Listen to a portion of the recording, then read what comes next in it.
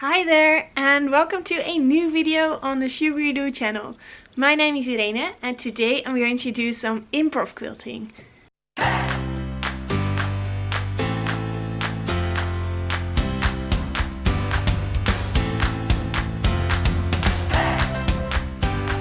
while ago I made this pile of quilting blocks and I decided on a color scheme and did some sketching to get ideas to make all different kinds of arrow blocks. And this pile was still laying around and I wanted to finish a quilt so I can do some free motion quilting on it. So I thought this would be the perfect block to practice on free motion quilting. So first I'm going to make some more blocks. So let's put these on my design wall and then investigate how much blocks I still need to add.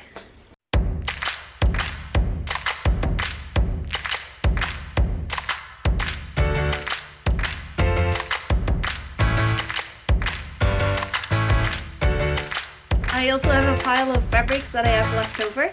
So I just organized it a bit on color. I'm just going to see from which fabric I have a lot left and then make some blocks with that. For example, gray is only a tiny piece left, so I'm going to use this for sashing on another block like I did here, and that will really blend all the colors together. So there we are, a nice pile of fabrics, and now I have to turn them into some more arrow blocks.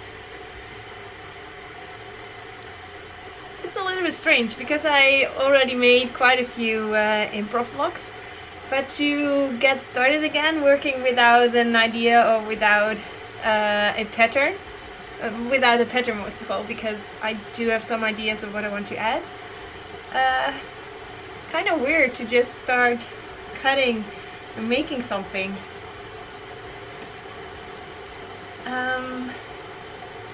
Yeah, so I just took a look at my mood board that I made for this quilt, and I'm just going to go with a double-sided arrow. So first I'm going to make two half square triangles.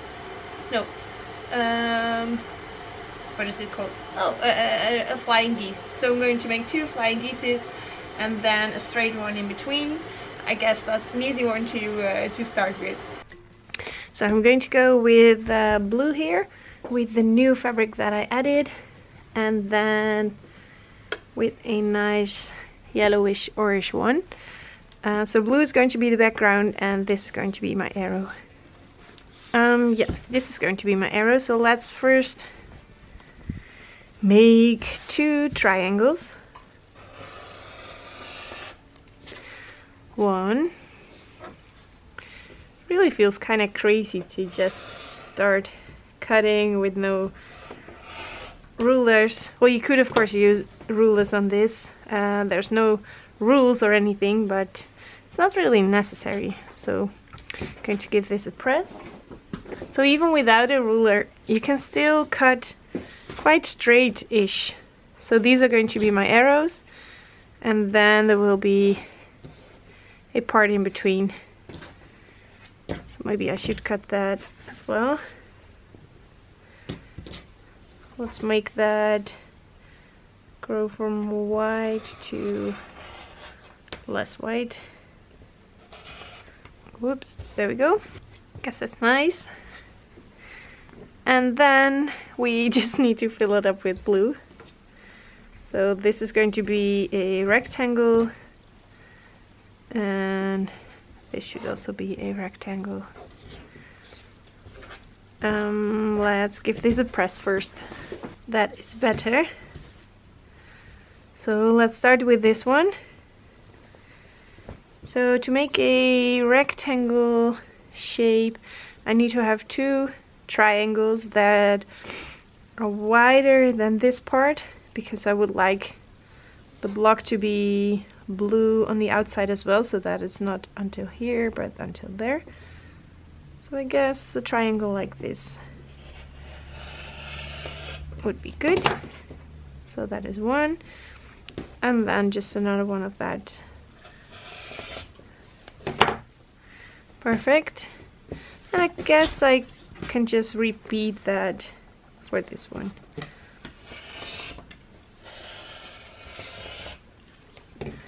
There we go. Adding it to the yellow triangles. So these are done, and now it's time to add this part in between. Now I've added these triangles. I kind of know how wide it's going to be. So I am going to put that on my grid and see. This is really nice and wonky. I'm not going to have too much fabric over here because it's very tilted. Let's see how wide the other one is. Slightly better. Yeah, that one. I'm missing a triangle over here. So let's add a piece of fabric to that. That is done. So I guess I'm just going to add a tiny snippet of gray also on this side. Let's do it like this. I'm going to place the light blue over here and then the light blue over here and then the dark blue over here all the way up to the top to make this as wide as that.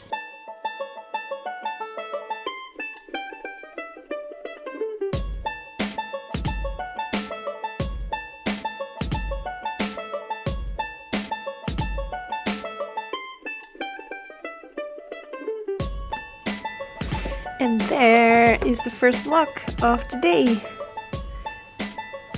So let's square it up a little bit. Going to start on this side.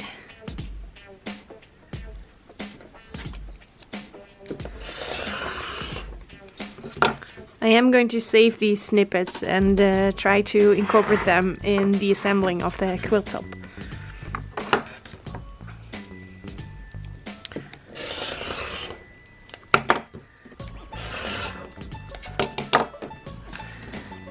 Perfect. And there is the first block of the day finished.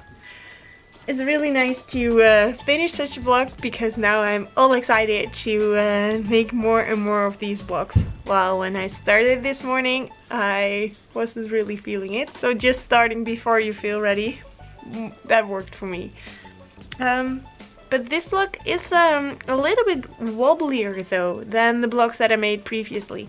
So I guess I did use a ruler to cut the straight line parts on those blocks. So I am going to go with that as well for these blocks. I just like it when it lays nice and flat. That's just easier when you're going to quilt, when your quilt top is nice and flat. So let's make some more blocks.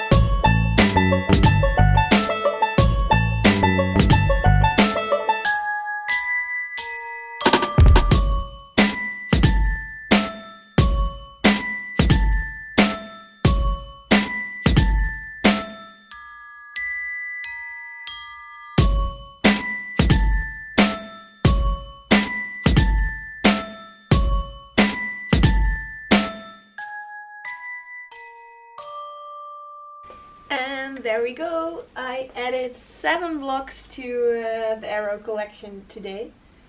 And I think this will be enough to make a nice quilt. I guess I'm going for a quilt about this by this, so that's 1.5 meters, I guess, 60 by 60 inches, something like that. So that's big enough to try out a lot of different types of free motion quilting, but still small enough to be easy to handle. And now I have to sew all these together. So I wanted to space them out so that there is enough space between the blocks, and place them a bit randomly. And then there are, I guess, 2 options that I like. So I can fill up all the space between the blocks with one color fabric, and I guess I'm going for a solid fabric because I like the way that free motion quilting pops out on solid fabrics. Or I could do the same thing but then with different colors of fabric. So I could use some of the colors that are already in here and then add a few solids to fill up all the gaps. So yeah, I have to decide what I like and what I want to go for. But I guess first I can start out with positioning the blocks. So this one is 1.5 meter, that's about 60 inches. I'm not sure I'm really going for this size, but I can always add a border or something like that, but then I have a bit of a guide how big it's going to be.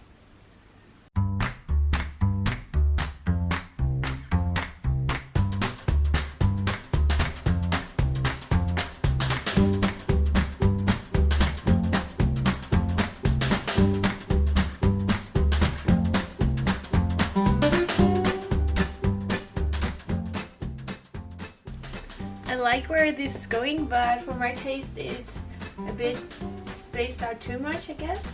I have a hard time visualizing how it's going to look when there would be a different color on the background than this white batting. What I could do is squeeze everything in a little bit and then add a solid border around the edge. Guess that could be cool, and then I can also size it to exactly the same, to exactly the size that I would like.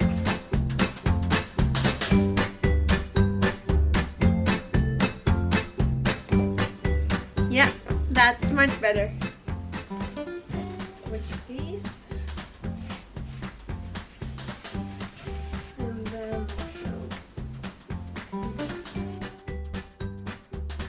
so I guess I'm going with this, and now I have to decide if I'm going to go with a solid background or multiple colors. So these are some blues that I have. This one kind of matches everything. This one also, because it's the same as the one in that block. This one is pretty different, so I'm not sure that is not really a good option.